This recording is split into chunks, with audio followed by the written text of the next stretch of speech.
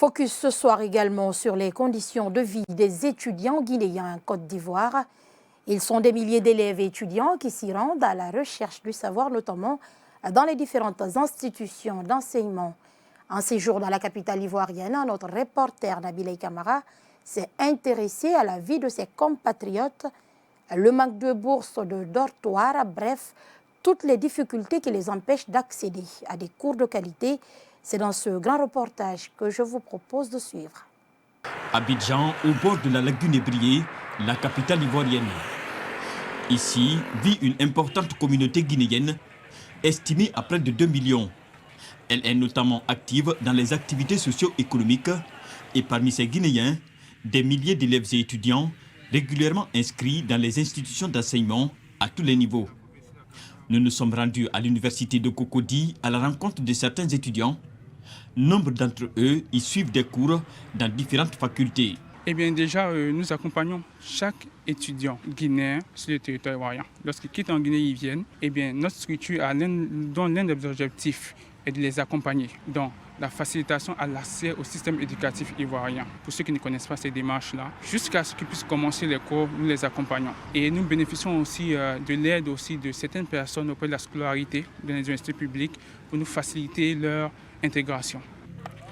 Les conditions de vie de ces étudiants guinéens dans ce campus ne sont pas reluisantes.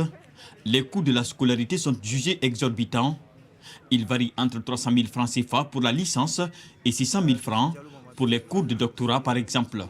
Il faut dire que ce n'est pas du tout facile pour nous, les étudiants hors UEMOA, qui payons pour la licence 300 000 francs, pour le cycle master, c'est-à-dire master 1, master 2, 400 000 francs, et pour le cycle doctoral, nous payons 600 000 francs. Il faut dire que ce n'est pas du tout facile.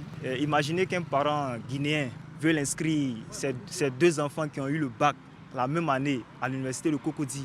Il n'y a pas de paiement par tranche qui est possible. Nous payons tout à la fois.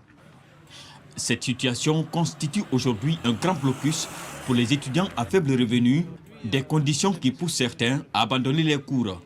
Parmi ces problèmes, il y en a assez parce qu'on ne peut pas tout parler. Les étudiants guinéens n'ont pas de bourse et ça fait que les conditions vraiment sont un peu très difficiles.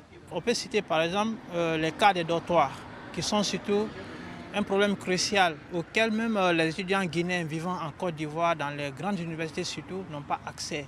On a eu des négociations avec même les autorités guinéennes et même des autorités consulaires même existant à l'ambassade, le consul, tout ça. Mais jusque-là, on n'a pas toujours solution par rapport à ça.